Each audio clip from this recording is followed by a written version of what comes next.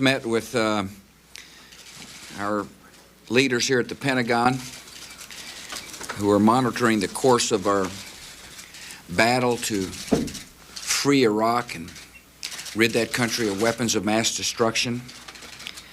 Our coalition is on a steady advance.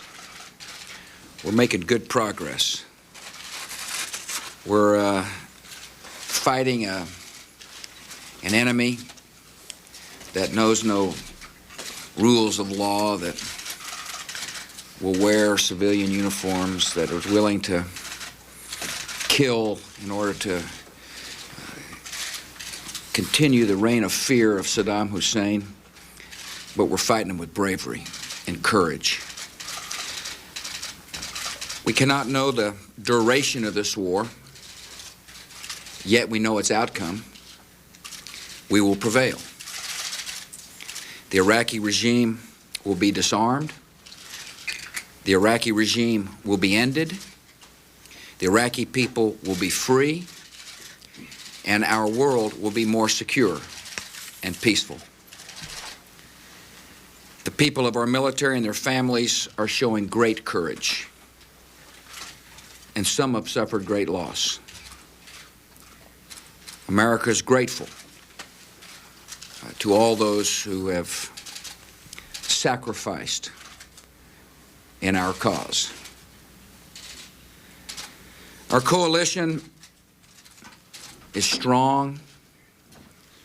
It's bound together by the principle of protecting not only this nation but all nations from a brutal regime that is armed with weapons that could kill thousands of innocent people.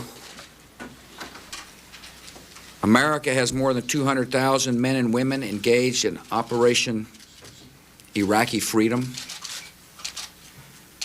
Our troops also continue to fight bravely on other fronts of this war on terror. In Afghanistan last week, coalition forces launched Operation Valiant Strike against terrorists and their allies in the southern mountains of Afghanistan. Of course, we have troops standing watch in other parts of the world to protect and maintain the peace.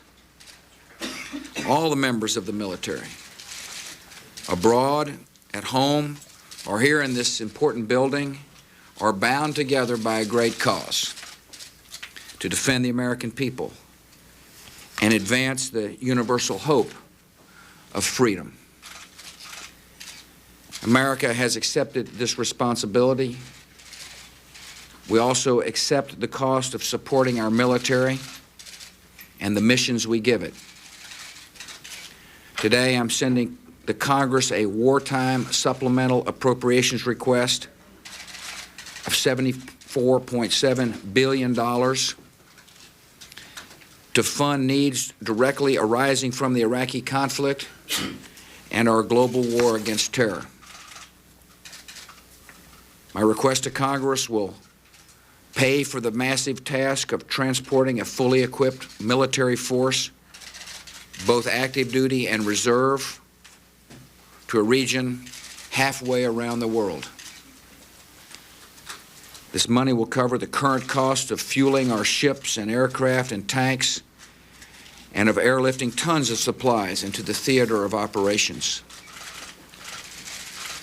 The supplemental will also allow us to replace the high-tech munitions we are now directing against Saddam Hussein's regime. My request includes funds for relief and reconstruction in a free Iraq. This nation and our coalition partners are committed to making sure that the Iraqi citizens who have suffered under a brutal tyrant have got the food and medicine needed as soon as possible. Tommy Franks briefed us this morning about coalition efforts to demine the harbor to make sure that our humanitarian relief can be delivered safely to the Iraqi people. Coalition forces are working hard to make sure that when the food and medicine begins to move, it does so in a safe way. And soon the Iraqi people will see the great compassion of not only the United States but other nations around the world who care deeply about the human condition inside that country. Our campaign in Iraq involves assistance of coalition partners and friends in the Middle East. The funding request to Congress will help reduce the economic burdens these countries have experienced in supporting our efforts. Also included are funds essential to waging and helping our partners wage the broader war on terror, which continues in Afghanistan, in the Philippines, and elsewhere. We continue to fight the war on terror by protecting our homeland. At the federal level, I'm requesting more resources for the Departments of Justice and Homeland Security to deal with this period of uncertainty.